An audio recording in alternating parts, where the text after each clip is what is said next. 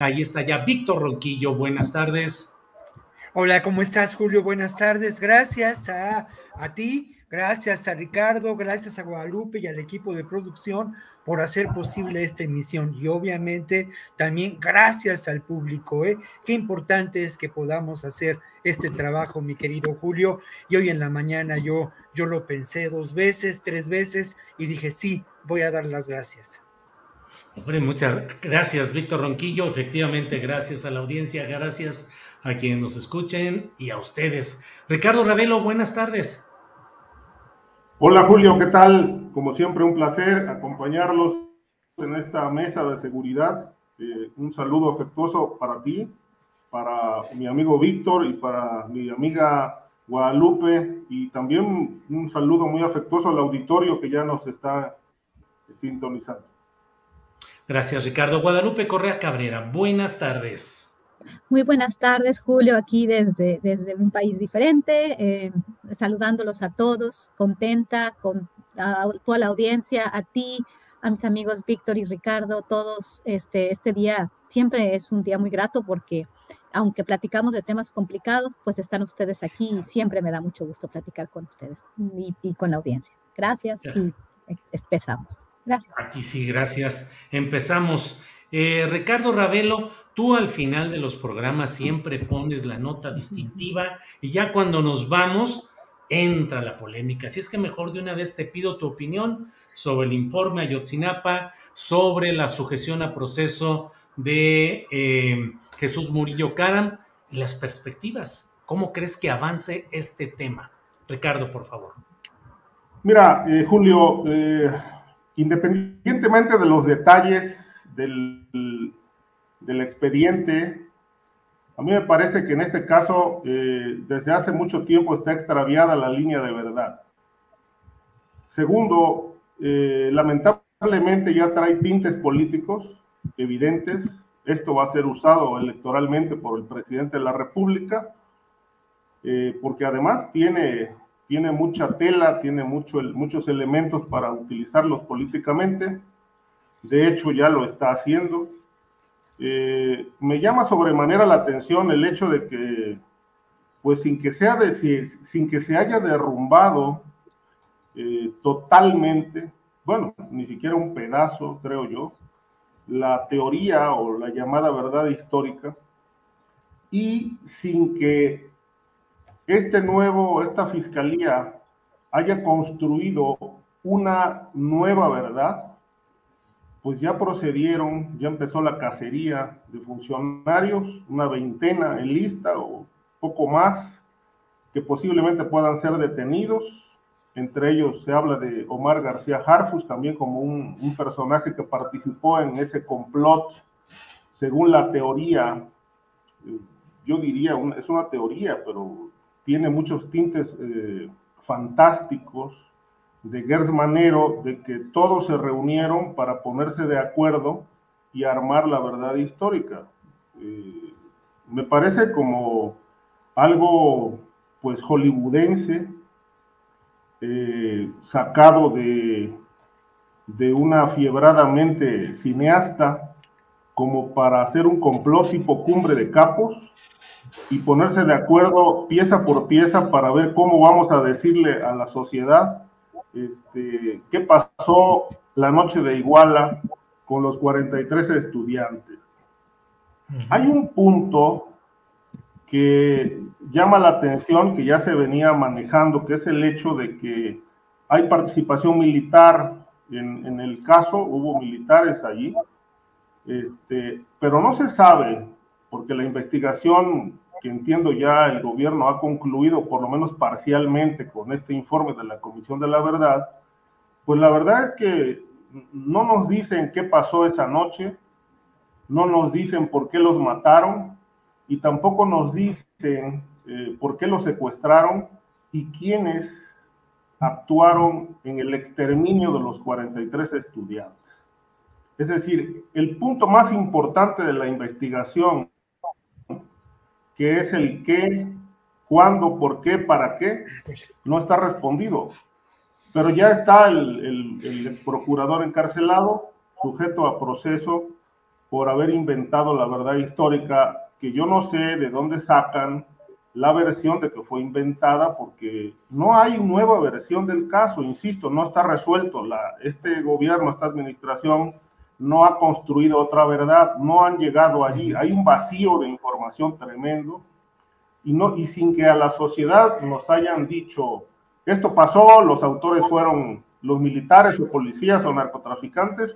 Bueno, ya hay unas decisiones allí de carácter de judicial para emprender la cacería de personajes que, sin que yo considere que no puedo meter las manos por nadie ni exonerar a nadie, pueden haber tenido alguna responsabilidad, pues bueno, ya se va a proceder legalmente, porque según la teoría, insisto, fantástica del fiscal Gers Manero, pues esto fue un complot y una construcción maquinada perversamente para ocultar la verdad. Y la gran pregunta que yo me hago y se hace todo el mundo, ¿y cuál verdad ocultaron? ¿A qué se refieren con la verdad si no han descubierto ninguna verdad? Entonces me parece que esto tiene todo el tinte de ser un margallate que le puede costar muy caro a la cuarta transformación si realmente no aclaran estos puntos ciegos, estos puntos oscuros, tramos donde no hay información y donde realmente el informe de la Comisión de la Verdad empata esos tramos con interpretaciones, con juicios, con lo que pudo haber sido según ellos, y entonces con base en estos elementos pues van y procesan al ex procurador, pero me parece que está tan mal armado esto que bueno, dejan demasiadas rendijas legales por donde esta gente se puede excluir con mucha facilidad. Me parece que puede ser un tema que le puede costar muy caro a la cuarta transformación si no logran documentar fehacientemente el asunto. Gracias, Ricardo. Guadalupe Correa, pues lo que dice Ricardo es muy interesante y muy susceptible del análisis y el debate. El propio Murillo Karam dijo, pues le han buscado, ya han pasado los años y todo, y no han tirado la verdad histórica. ¿Se tumbó o no, se tiró o no esa verdad histórica, Guadalupe? ¿Es un desmargallate jurídico? ¿Puede tener consecuencias graves para la 4T? Tu opinión, por favor, Guadalupe. Muchas gracias, Julio. Definitivamente es un tema que, en el cual no estamos de acuerdo toda la sociedad mexicana, y estoy de acuerdo en algunas cosas que dijo Ricardo, pero no estoy de acuerdo en todo lo que dice Ricardo, porque se ha utilizado de forma política también, inclusive la defensa y el mismo ex procurador general de la República dice exactamente eso, que la verdad histórica se mantiene. Y toda una serie de actores que representan a la oposición política en México, pues están apoyando esta idea de que se mantiene la verdad histórica. Una verdad histórica, una mentira histórica, que en los años del expresidente pasado, Enrique Peña Nieto, a partir del 2014 no se sostuvo. Y creo que ahí sí hubo un consenso en general en la mayoría de la sociedad mexicana de que era una mentira histórica. Y creo que eso le costó el resto de su sexenio al expresidente Enrique Peña Nieto. Creo que fue a partir de que era el presidente que lo iba a hacer. Me acuerdo de Shannon O'Neill diciendo Mexico makes it. Obviamente Paul Krugman y todos los medios de comunicación, el Times, el New York Times, la revista Time, cuando avanza obviamente la aprobación de la reforma energética, la aprobación de las leyes secundarias, este presidente que iba a consolidar las reformas neoliberales, las reformas económicas estructurales, se topa con el 2014, con la mentira histórica. Murillo Karam se va para abajo, tiene que dejar el cargo. Creo que era muy consistente el hecho y la idea de que era una mentira histórica, de que se fabricaron las escenas, de que no se dio respuesta. Esto creo que no tiene una duda. Ahora, obviamente están poniendo a cuestión esto por cuestiones políticas, ¿no? Que se mantiene la verdad histórica, que no se investiga nada, que no se dice nada.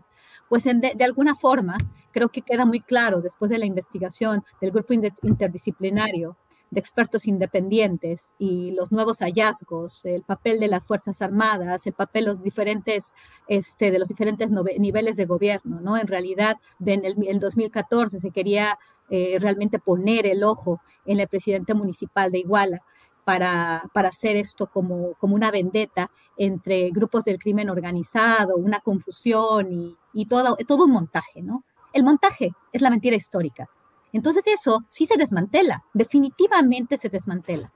En lo que sí estoy muy de acuerdo, pero bastante de acuerdo con Ricardo Ravelo, es que hay muchos huecos que no se dan a la luz, que no se dejan ver.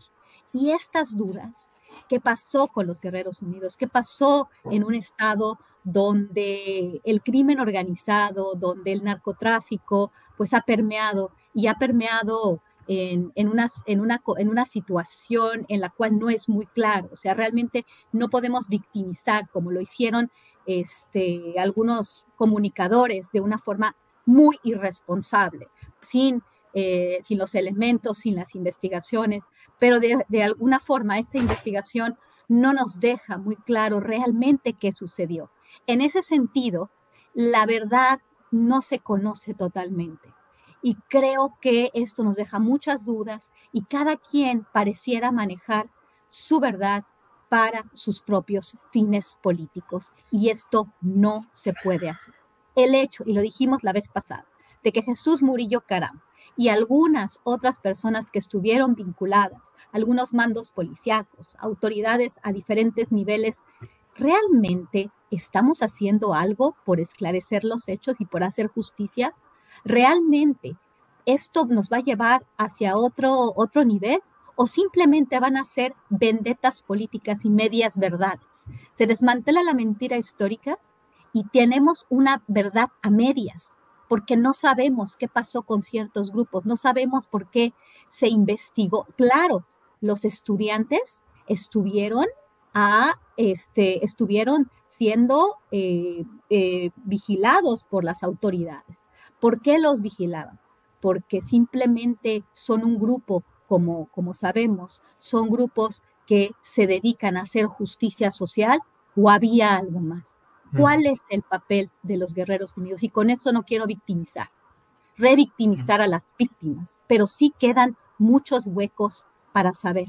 Y creo que sí, como dijo Ricardo Ravelo, para terminar, esto le puede costar a la Cuarta Transformación. ¿Por qué? Porque la oposición política va a utilizar cualquier medio para deslegitimar cualquier gran esfuerzo para hacer algo, cualquier gran esfuerzo también para hacer política. Entonces, a mí sí me quedan muchas dudas, voy a ser muy honesta, y creo que esto le puede costar a la Cuarta Transformación, porque le sigue costando todo lo que ha sucedido esta semana, todos los cuestionamientos, y no tenemos una investigación tan limpia como con la que me hubiera gustado tener.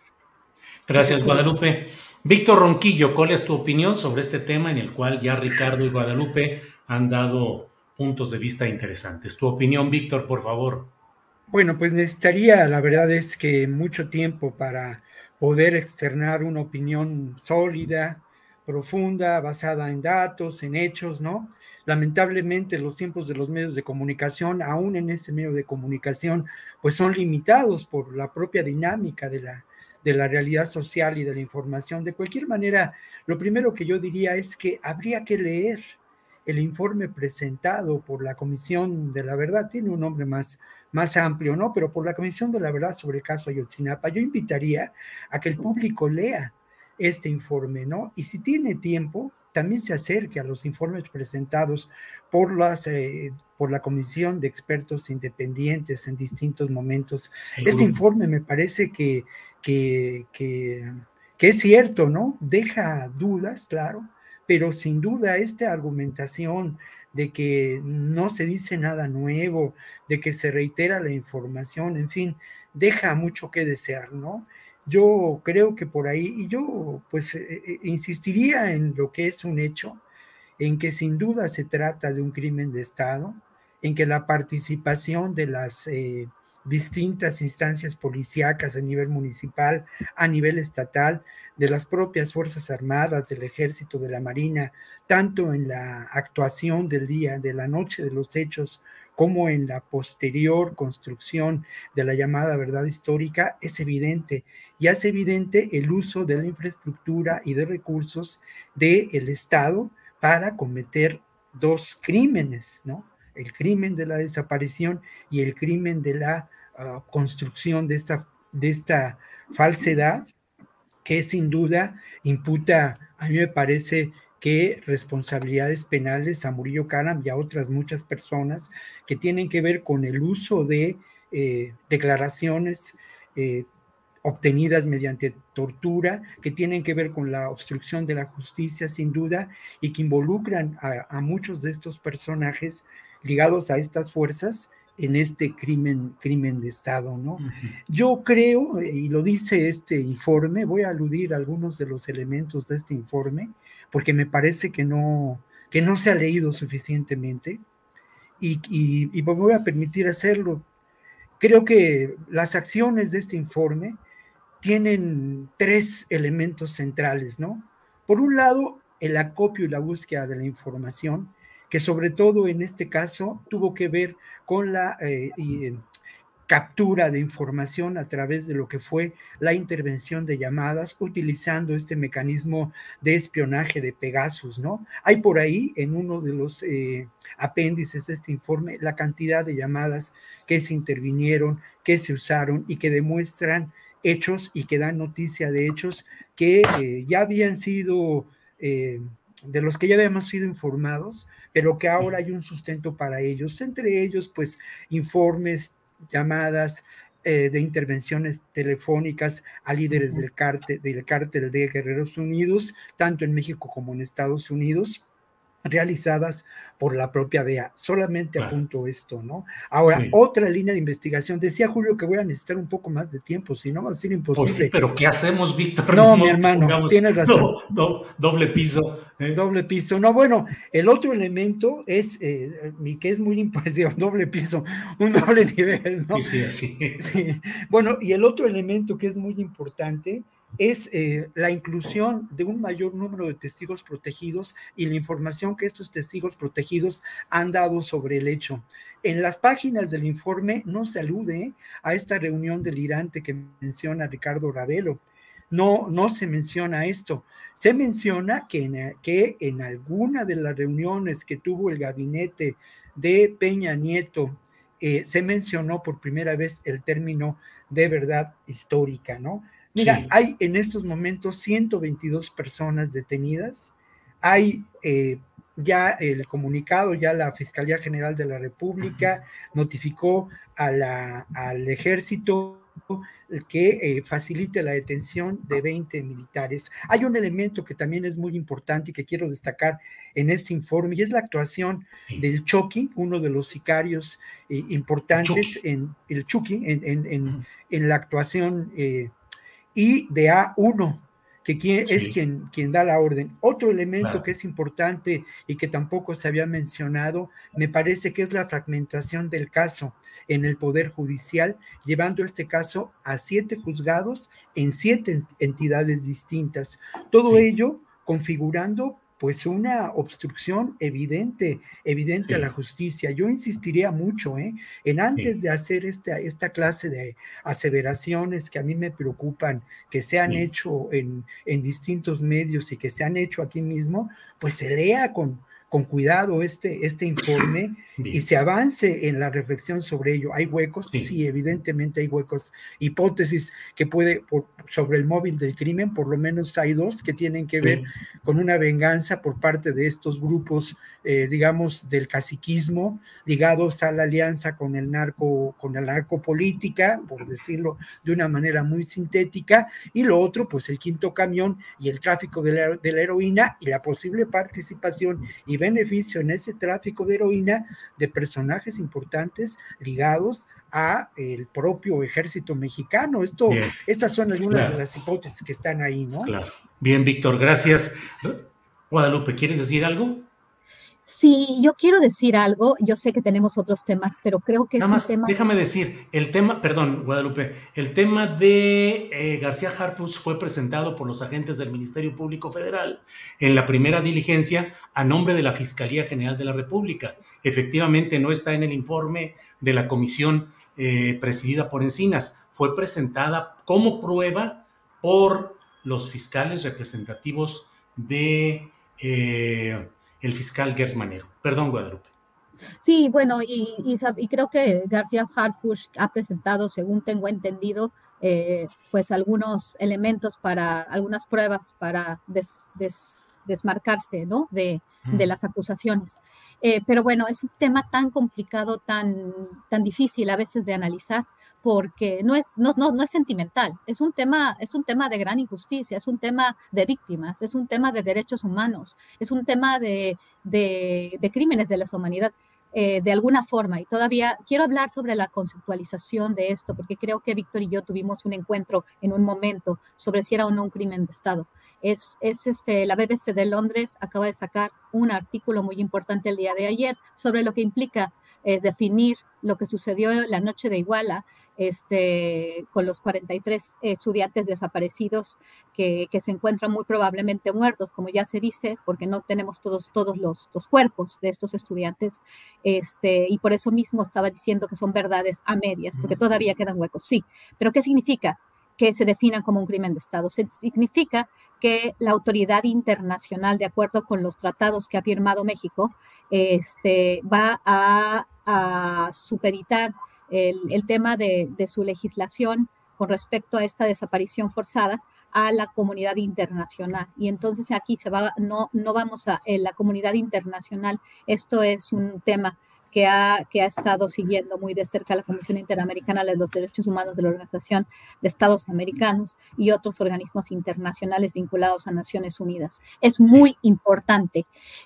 porque en este sentido ya no estamos hablando de personas, ya no estamos hablando de responsables, ya no estamos hablando de Jesús Murillo Caram. Creo que muchas de las autoridades mexicanas no están entendiendo esto, y esto es muy, muy importante. Ya no estamos hablando de Murillo Caram o del jefe de Murillo Caram, como el expresidente de México, Enrique Peña Nieto, o el secretario de Gobernación, o el secretario de las Fuerzas Armadas. Estamos hablando ya del Estado, y este Estado tiene que responder de acuerdo a la definición a nivel internacional. Entonces, no es menor, yo sigo insistiendo, este fue un crimen del gobierno de Enrique Peña Nieto en diferentes niveles, y las personas que están siendo procesadas no son necesariamente todas las que deben de ser procesadas por la responsabilidad que existía en este momento. Esto no ha terminado y vamos a seguir hablando de esto. Esta verdad no se acaba de presentar, y es muy complicado lo que puede pasar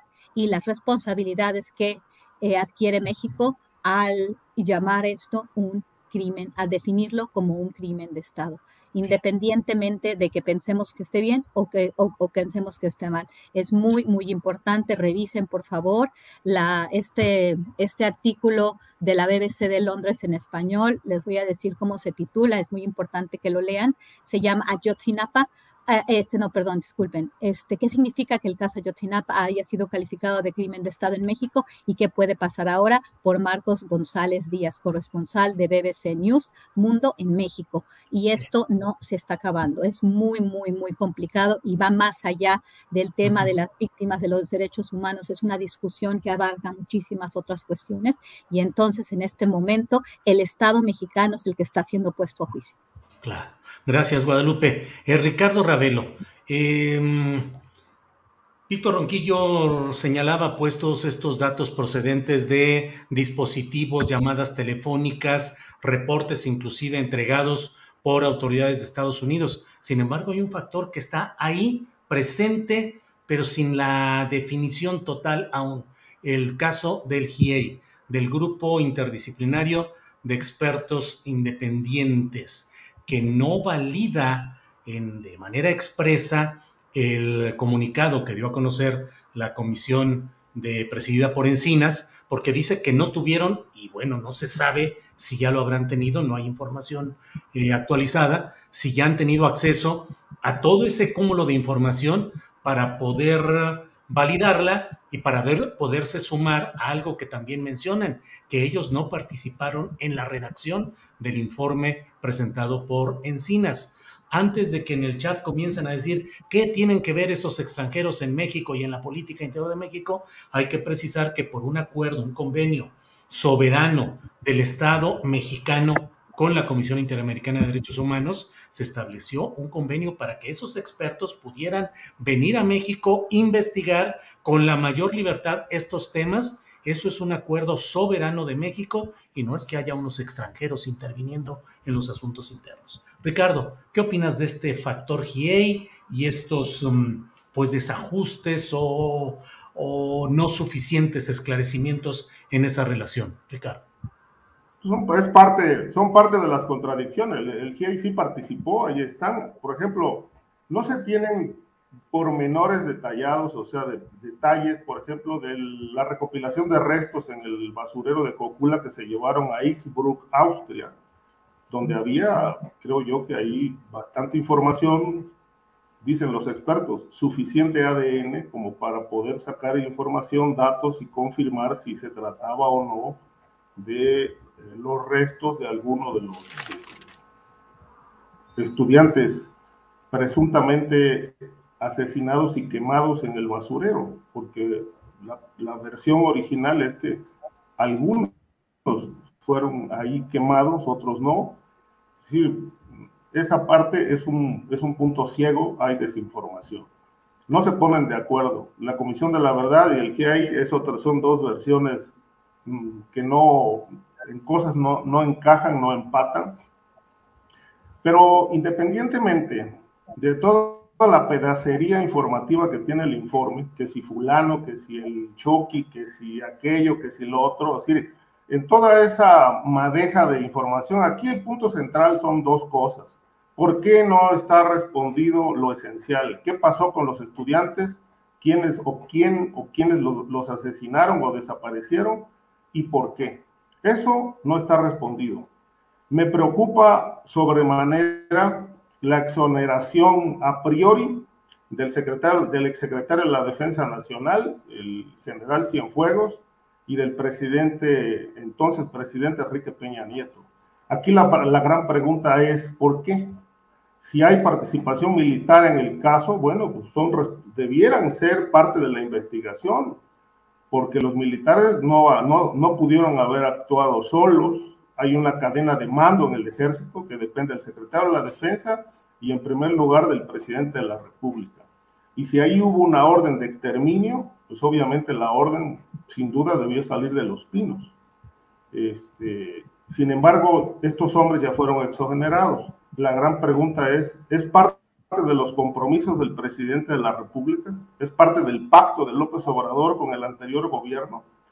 Obviamente eso nunca nos lo van a decir, pero es obvio, ¿no? Es obvio que no quieren investigarlos, no quieren escarbarle. Y es obvio que la Comisión de la Verdad pues, le lee el pensamiento al presidente, porque curiosamente dejan fuera a dos personajes centrales de esta trama que son clave para poder dar a conocer y hallar la verdad, encontrar esa verdad que hoy está extraviada, insisto, pero que ya están totalmente fuera de todo el alcance de la justicia mexicana. Es decir, para López Obrador, ahí ellos no son responsables, ni tienen ni siquiera por asomo una posibilidad de estar implicados en este caso.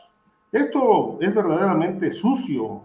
Me parece que en una investigación seria debieran estar involucrados el presidente de ese momento y el secretario de la Defensa, porque el secretario de la Defensa, según otros reportes que yo he leído, estuvo debidamente enterado de lo que estaba pasando en la escuela primero por el infiltrado que tenían allí, que también murió, y de todos los acontecimientos que ocurrieron esa noche trágica en Iguala, desde el secuestro de los estudiantes hasta el asesinato de los mismos y desaparición de evidencias. Ahora, yo aquí vuelvo a insistir en lo que en una ocasión el general Gallardo me comentó: el único que tiene capacidad de matar y desaparecer sin dejar huella es el ejército, y para él era el ejército el responsable de esta masacre. Y obviamente coincido con Guadalupe, es un crimen de Estado, y todos los crímenes de Estado desgraciadamente nunca se aclaran. Ahí está el caso Colosio, ahí está el de Kennedy, por citar solamente dos de los crímenes de Estado históricos que han ocurrido en México y en Estados Unidos. Entonces este caso va por ahí. Si no está resuelto lo esencial, pues me parece que de dónde parten para armar una acusación de que fue inventada una verdad. Es decir, no dudo que esto haya ocurrido, pero hay que probarlo. Pero hay que probarlo primero probando y acreditando qué pasó la noche de Iguala, porque si no, pues de qué parte, ¿no? ¿Dónde están los cimientos de esa acusación? Porque lo que puede ocurrir es que los van a encarcelar a todos seguramente, pero en un año o poco más, o al término del sexenio, todos pueden estar liberados por el desaseo, porque dejan demasiados huecos legales por donde las defensas pueden escabullirse con mucha facilidad.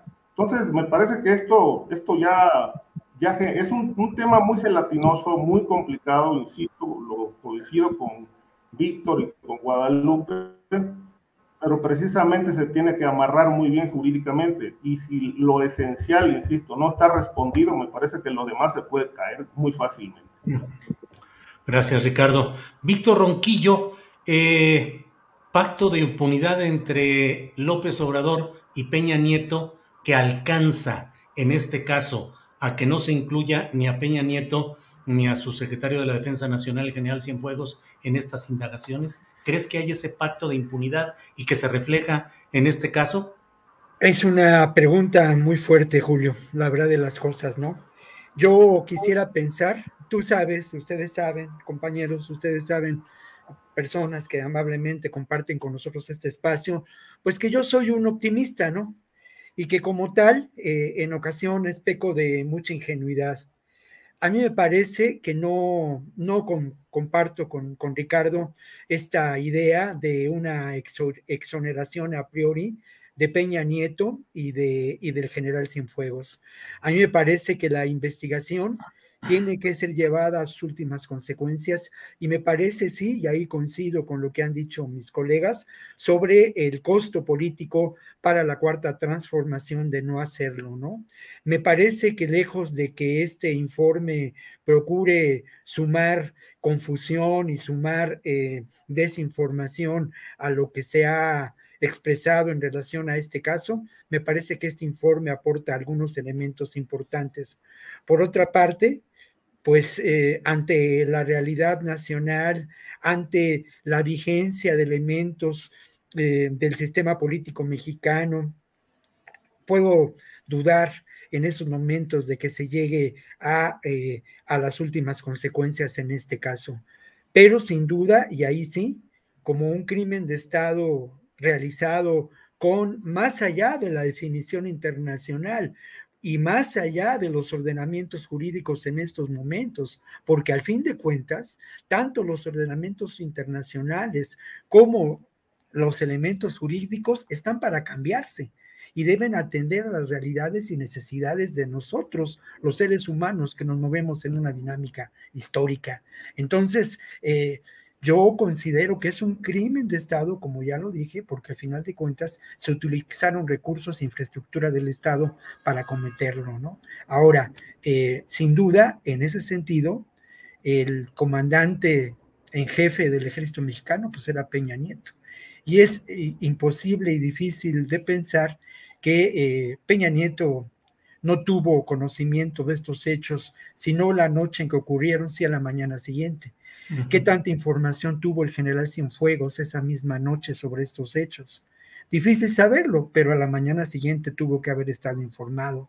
No hay duda de que la decisión con los elementos que se tenían, y que ahí sí yo coincido plenamente con lo que se ha dicho en torno a cómo ocurrieron los hechos, a cuál fue el crimen, a la desaparición de los estudiantes, a su lamentable ejecución. Se dijo desde un principio, y ahí sí se partió de la información a la que se accede por parte de las fiscalías en muchos momentos, ¿no? Información que está en las calles, siempre hay alguien que mira, y ese alguien que mira vio lo que ocurrió con los estudiantes en Iguala, y desde el principio se supo que habían sido ejecutados, y esto no hay que negarlo. Ahora, ¿qué dice el informe al respecto? Pues habla de cómo el Chucky, sí, Chucky, ¿no, Julio? Chucky. El Chucky fue el responsable, y se dice de una manera muy coloquial, de pasar a machete, ¿no?, a los estudiantes, y luego cada grupo se encargó de deshacerse de algunos de los cuerpos, ¿no? Hay incluso información de a dónde pudieron haber sido llevados, pero lamentablemente a mí sí me parece que no podemos dejar de lado el hecho de que esto implica un enorme dolor humano, y de que también la realidad es que el asunto de un crimen de esta magnitud, por sus características, por quienes fueron sus víctimas y quienes lo perpetraron, desde esa misma noche fue un crimen considerado por sus implicaciones de enorme dimensión política, ¿no? Bien, gracias, Víctor Ronquillo. Guadalupe Correa, quiero plantearte esto, déjame ver si lo puedo expresar correctamente. Mucha de la atención está centrada en quienes, y me incorporo yo a esa opinión, consideramos que no se está yendo a fondo contra el exocupante de Los Pinos, Enrique Peña Nieto, y el exsecretario de la Defensa Nacional, Salvador Cienfuegos. Pero quisiera pedirte tu opinión, Guadalupe, haciendo a un lado a Peña Nieto, al civil, y preguntarte, lo que estamos viendo al no escalar responsabilidades en lo de Ayotzinapa hacia el anterior secretario de la Defensa Nacional, ¿es una necesidad estratégica de este gobierno para mantener a su lado al ejército? Necesidad expresada con el retorno del propio Cienfuegos a México a pesar de las acusaciones que se le hacían y con todo el empoderamiento que ha tenido. Es decir, en realidad, ¿no será que ese pacto es con el ejército más que con el anterior civil Peña Nieto? Bueno, esto sería ya llegar a un área ya más severa de especulación. Ya es difícil, ¿no? Realmente decir que hay o no un pacto. Absolutamente pareciera ser que hay un acuerdo y que el presidente pues ha decidido pues gobernar no al margen, sino con el ejército de alguna manera, ha extendido sus funciones en distintos ámbitos. Ya dijimos por qué pareciera ser que esto es lo que sucede. El tema del pacto, pues es difícil, ¿no? Decir hacia dónde va el pacto y si esto atiende al tema de que el presidente no quiere tocar a las Fuerzas Armadas, pues parecería ser que ni al presidente ni a las Fuerzas Armadas, ¿no? Por el otro lado, vivimos en una era muy complicada. Estados Unidos, por un lado, nos está también está presionando a México.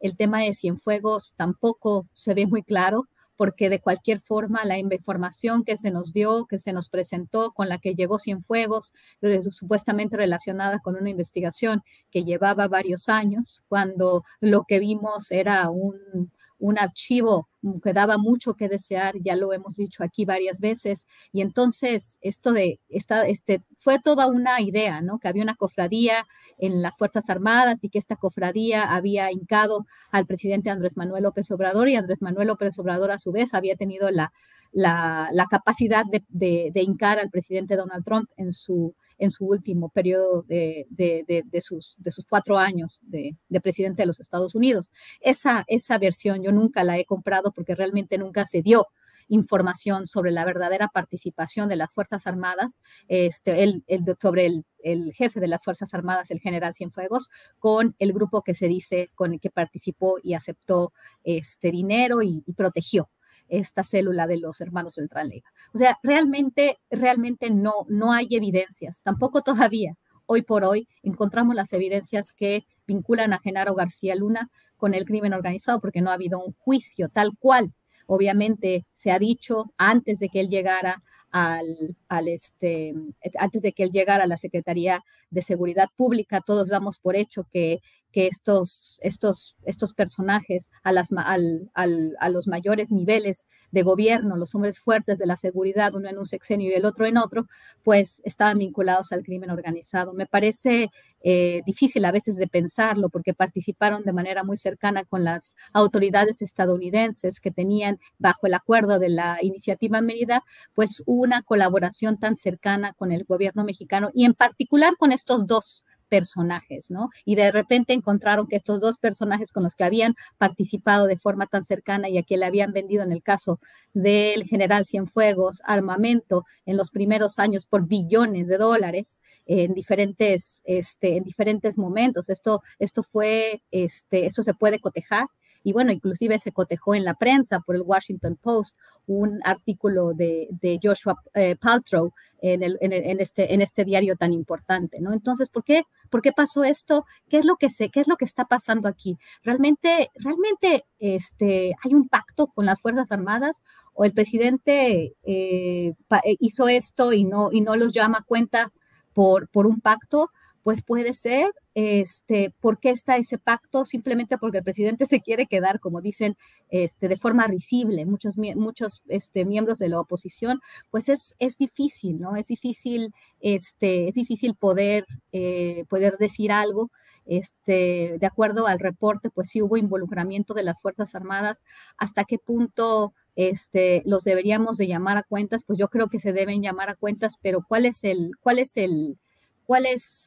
la agenda del presidente Andrés Manuel López Obrador de gobernar con el ejército? Pues no lo sabemos todavía. Definitivamente la Policía Federal no estaba de su lado para que pudiera hacer frente a una situación tan complicada en términos de seguridad, la cual todavía no ha sido no ha sido respondida. Creo que esto levanta muchas cejas, nos hace cuestionarnos precisamente esto de este pacto. Es difícil decir, es difícil aceptar una realidad. Podemos plantear bastantes hipótesis, pero no queda claro, y tampoco queda claro esta vinculación total de todas las autoridades mexicanas a los peores crímenes. Pues mejor que ya vengan las Naciones Unidas y ya estemos totalmente supeditados a la Comisión Interamericana de los Derechos Humanos de la OEA de Almagro o de la OEA de quien sea, bajo los Estados Unidos, bajo todo el sistema internacional, y ya demos lugar a un sistema, a un gobierno supranacional, porque aquí pareciera ser que todos los miembros del gobierno a todos los niveles pues han estado vinculados con el crimen organizado. Es complicado y para el gobierno de Andrés Manuel López Obrador también es complicado actuar en este sentido, ¿no? Pero al aceptar un crimen de Estado, que más bien por las investigaciones a mí me parece un crimen del gobierno de Enrique Peña Nieto, lo sostengo y lo sigo diciendo, apoyada no en los lineamientos del sistema internacional, que lo que le interesa es que se supediten las leyes nacionales a su sistema internacional, y ahí todo va a haber una discusión en otro nivel. Pues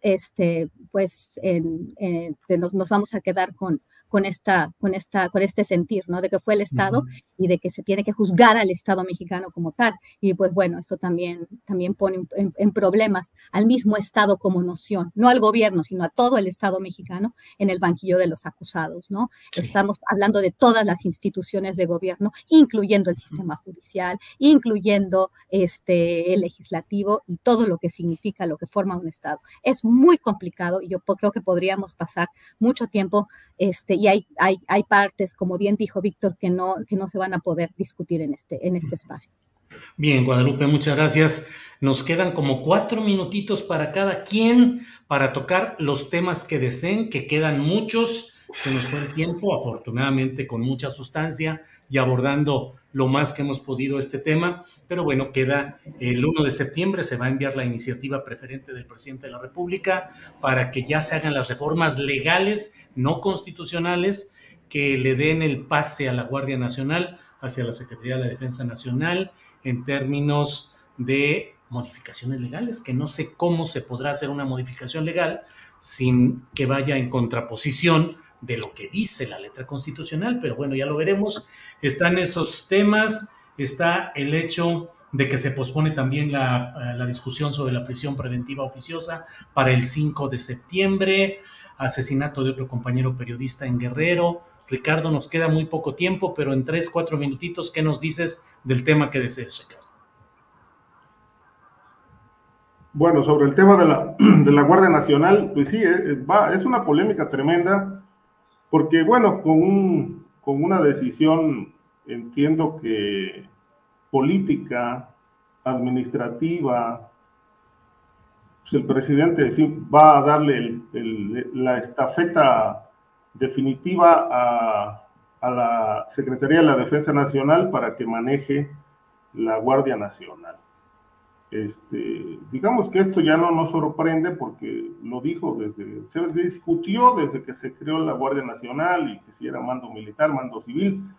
Evidentemente hay una violación flagrante, abierta a la Constitución, porque la Constitución establece que en efecto debe haber una Guardia Nacional, pero manejada por civiles, y obviamente incluido su mando. Pero aquí se contraviene la Constitución, dicen que porque así conviene dadas las circunstancias del país, pero digamos que yo no quisiera pensar que con el elemento de la inseguridad pública y este desbordamiento de la violencia, pues el zapato de la Guardia Nacional esté quedando como a la medida, ¿no? Es decir, oye, pues no hay de otra, no hay policías, no hay policía federal, las policías están corrompidas, entonces no hay de otra, hay que usar al ejército para enfrentar este flagelo y detener a la criminalidad.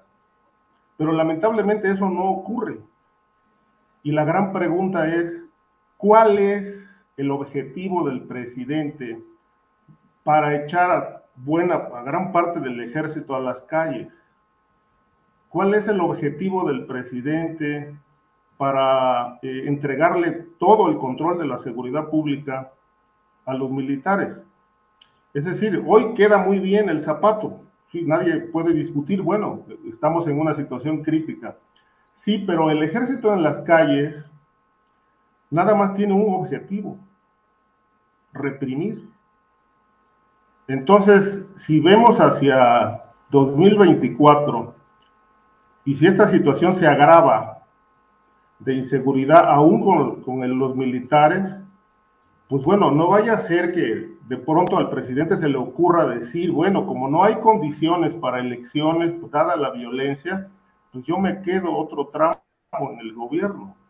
Y entonces lo puede hacer, ¿no? Porque eso ahorita nadie se lo impide, lo puede hacer y pueden crear las condiciones para que el presidente pueda quedarse otro rato. Es decir, nada se lo impide, si quiere lo puede hacer. Lanzan una consulta y si la sociedad dice adelante, él se queda, pero ya tiene a las Fuerzas Armadas bien posicionadas en el país para reprimir cualquier protesta que haya de los grupos opositores. Digo, esto es una teoría muy personal, pero yo creo que están dadas las condiciones para que si el presidente quiere, se quede, porque además, curiosamente, cuando él ha negado las cosas, es cuando las ha hecho. Es decir, él negó que iba a militarizar el país y que los militares iban a regresar a los cuarteles. Hizo todo lo contrario. Luego ha dicho reiteradamente que no se va a reelegir, que él se va a la chingada, allá a su rancho en Palenque. Entonces, bueno, como resulta que hay que entenderle al revés, lo que es no es sí y lo que es sí es no, pues bueno, a mí me genera dudas de que al final pues vaya a decir, ¿saben qué? No hay condiciones para elecciones o no hay condiciones en el país, entonces el periodo continúa y tiene todo, tiene el Congreso, tiene a los militares y tiene una suficiente apoyo social vía los programas sociales, obviamente, para que en un momento dado puedan decir adelante, se queda. Claro. ¿Quién se lo impide? Claro. Bien. 4 minutos finales de polémica, Ricardo Ravelo, ya cuando nos vamos, ¡paz! Deja la banderilla, Ricardo. Víctor Ronquillo, ¿qué opinas? No, bueno, pues eso me parece que es una especulación muy, muy gratuita, ¿no? Con todo respeto para Ricardo, o sea, creo que no ha lugar, o sea, francamente pues sí, puede ser fruto de una ficción política, de una ficción literaria, pero no ha lugar, o sea, no me parece que estén las condiciones, no me parece que estén en el ánimo de López Obrador. Y hablando de López Obrador, yo quisiera mencionar lo que en algún momento de una mañanera de esta mañana, él hablaba sobre el ejército, ¿no? Y sobre la necesidad de limpiar las instituciones. Me parece que eso tendría que tomarse en cuenta para entender qué es lo que está ocurriendo. Luego lo otro, yo me pregunto, y de verdad no encuentro todavía la respuesta, sobre las razones de dar a conocer este informe en este momento político particularmente, ¿no? El 30 de agosto se celebra el Día de los Desaparecidos, quizás ese hubiera sido un marco mucho mayor, de mayor carácter formal. Por otro lado, bueno, estamos también a unas semanas de que se conmemorara tristemente el 28 y 29 de septiembre de 2014, ¿no? ¿Por qué en este momento, hay alguna razón de fondo política? Algunos de los columnistas de la prensa pues convencional, hegemónica, de estos periodistas que pues mantienen espacios en diferentes medios, han hablado que tiene que ver precisamente con conflictos al interior y con el golpeteo por parte de las corcholatas. Yo me quedo con la duda. Y luego, bueno, pues para cerrar, yo sí quisiera, pues bueno, obviamente en este país los periodistas somos incómodos, ¿no? Y más allá de lo que podemos considerar de una realidad de la que también se habla poco, de los nexos posibles de algunos periodistas con grupos de poder fáctico que sin duda se dan, existen y es una realidad que tenemos que reconocer, con grupos del crimen organizado, con grupos del poder político corrupto, en fin, también no hay duda de que vivimos un momento de una franca crisis, ¿no? En cuanto al ejercicio de nuestro oficio, ¿no? Pero no por ello yo quiero, digamos, creer que los periodistas en el conjunto hemos negado la raíz y la razón de nuestro oficio, ¿no? Y obviamente yo me solidarizo con todos los familiares y con todos los colegas. Creo que el atentado, la muerte que han sufrido más de 22 periodistas en este último año es francamente preocupante y que un ataque a los periodistas es un atentado al derecho de la información del conjunto de la sociedad, y en ese sentido hay un creciente reclamo social al que yo me sumo con toda modestia, ¿no? Bien, Víctor, muchas gracias. Guadalupe Correa Cabrera, te toca cerrar esta mesa. Invito a quienes nos están viendo para que no se vayan, porque enseguida, terminando esta mesa, estaremos con Adriana Buentello para platicar información, comentarios, notas periodísticas que están pendientes. No se vaya, que luego llega Adriana con mucha información. Guadalupe, para cerrar esta mesa. Sí, es que estos temas me ponen muy tensa. No sé, este tema de Ayotzinapa me pone muy tensa. A veces uno no sabe de qué pensar, y el día de hoy vamos a hablar de temas que, en mi perspectiva, se contraponen. Más bien no se contraponen, se coordinan. ¿Por qué? El tema de los periodistas y del asesinato a periodistas. También me da muy mala impresión lo que empiezo a ver, la construcción de esta narrativa con relación al narcoterrorismo, de esta otra narrativa que se sustenta en la verdad. Obviamente está el caso de Ayotzinapa, pero también está el caso de los periodistas muertos, el nuevo periodista en Guerrero que fue asesinado. Ya hemos hablado del tema de los periodistas asesinados en este país, que se tiene que analizar caso por caso. Yo también me solidarizo con todos los colegas, los compañeros periodistas que hacen un buen trabajo y que son asesinados por el trabajo que hacen y por afectar las agendas de otras personas. Después de haber dicho eso, tenemos que analizar si todos los asesinatos a periodistas tienen que ver con una labor periodística y tiene que ver con una agresión por parte de las autoridades de diferentes niveles o por otro tipo de razones, donde no podemos acusar que haya habido un contubernio entre ellos y algunos grupos criminales dentro de las autoridades, las mismas autoridades criminales. Es un tema complejo. El día 18 de agosto, la agencia Reuters, haciendo un análisis de un reporte sobre artículo 19 que ha tenido, sabemos quién está financiando artículo 19, ya el presidente, ya algunos de nosotros nos habíamos dado cuenta de algunas agendas, aunque también es un tema delicado porque para algunos periodistas, algunos analistas, artículo 19 es una gran institución que ha hecho mucho bien. Por otro lado, también ha recibido varias críticas y además de todo que ha sido de alguna forma muy selectiva en los casos que ve y en los casos que no ve. Entonces esto también llama nuestra atención de una forma importante, pero dijeron en este reporte, y así lo titula Reuters, analizando este reporte que me criticaron porque yo leí el artículo de Reuters y en el artículo de Reuters decía que artículo 19 decía, bueno, este ha sido el año más letal con respecto a periodistas, es una agenda muy clara la que se tiene, visibilizar esta problemática, a veces no dando mucho luz con respecto a qué pasó con cada uno de los casos, ¿no? Entonces, la mayor parte de estos casos están aparentemente relacionada con autoridades gubernamentales de diferentes órdenes. Por la interpretación que hizo Reuters de este reporte, y no queda muy claro si solamente de este reporte o hablaron con alguien de artículo 19, es que, así como dice el artículo 19 manifiesta que la mayor parte de estos asesinatos tienen que ver con el Estado. Así puso. Esa es la traducción al español. Se utilizó la palabra state, Estado. Entonces, de nuevo, volvemos a tener esta idea de que el Estado en todo su conjunto, no estamos hablando de personas que operan que operan funciones del Estado, que es el gobierno, sino el Estado fue que la mayoría de estos asesinatos tienen que ver con el Estado. A mí me parece peligroso me parece peligroso este tipo de interpretaciones por parte de agencias internacionales que tienen apoyo de gobiernos de otros países. Lo pongo en la mesa porque independientemente de su gran labor, también hay agendas que se hacen a través de las ONGs y en este sentido, con toda la corrupción, con el crimen que se opera desde las instituciones de gobierno mexicano por particulares autoridades, hay que tener muchísimo cuidado.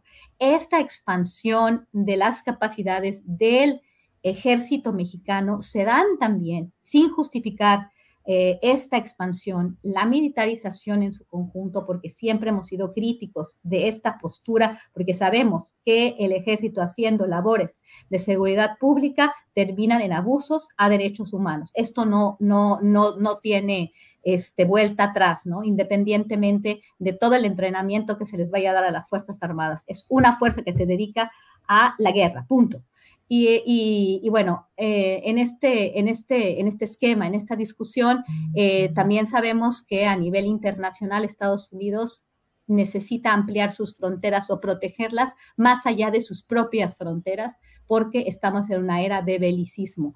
Esto yo no estoy de acuerdo con mi amigo querido Ricardo Ravelo en el sentido de que muy probablemente esto atienda a que el presidente se quiere quedar y por eso tiene mejor relación con las Fuerzas Armadas. No creo que esto suceda, yo creo que dentro de las Fuerzas Armadas, y eso también lo he venido verificando, también hay una parte que no está muy contenta, que atendió a otro tipo de liderazgos y también dentro de las Fuerzas Armadas y también se sienten relegados, ¿no? No estamos en un momento en el cual exista esta cohesión social, me da la impresión, para permitir que esto suceda, ¿no? Entonces, realmente no lo veo así, tampoco creo que este sea la intención del presidente. Sin embargo, de aquí a lo que sigue, no sé qué es lo que están vislumbrando también las autoridades mexicanas, el hecho de que se nos, de repente exploten el paramilitarismo criminal en diferentes ciudades de forma simultánea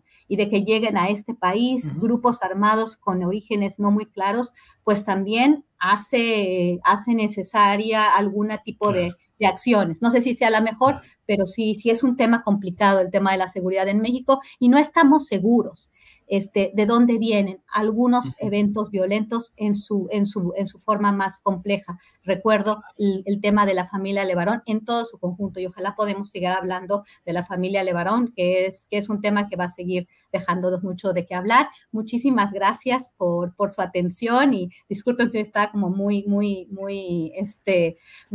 seria, ¿no? Es que realmente son temas muy complicados que tratamos el día de hoy. Pero, pues muchas gracias. Reloj, no marques las horas, pero ya nos marcó la hora. Así es que, pues Ricardo Ravelo, gracias, buenas tardes. Te veo todavía con ganas de decir algo.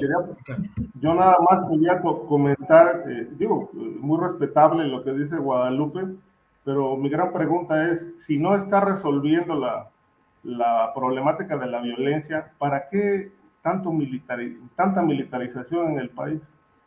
Si lo esencial no se está resolviendo, ¿para qué militarizar el país? Ahí la dejo. Víctor, gracias, Ricardo Ravelo, buenas tardes. Pues un apunte final, nada más. Mira, yo creo, pensando por qué razón se pudo dar a conocer el informe en estos momentos, creo que tiene que ver precisamente con buscar mitigar el impacto del discurso que acusa al gobierno de la ineficacia en términos de la lucha para evitar graves problemas de inseguridad pública. Creo que por ahí fue una decisión estratégica en términos de comunicación y que tiene que ver también con todo el cambio que aquí hemos señalado o que aquí he señalado del discurso en términos de la comunicación de la tarea de pues mitigar los graves problemas de seguridad pública que enfrentamos. Y pues muchas gracias a los tres colegas, muchas gracias al público que nos escuchó y pues nos veremos la próxima semana. Esperemos estar más contentos, más alegres y más de acuerdo también, ¿no? Sí, bueno, gracias, Víctor. Guadalupe Correa, gracias, buenas tardes. Muy buenas tardes. Ya nada más un comentario pequeño. ¿Por qué se militariza el país? Creo que la delincuencia organizada está más que militarizada y paramilitarizada. No estoy justificando, pero es también una línea por la que nos podemos ir. Y muchas gracias a todos ustedes, a ti, Julio, a Víctor y a Ricardo. Y también espero que en otra mesa ya tengamos más acuerdos por ahí. Pero el día de hoy no acordamos mucho. Les digo que necesitamos un segundo piso para esta mesa porque los temas requieren. En fin, gracias Ricardo, Guadalupe, Víctor, gracias. Nos vemos pronto. Hasta luego.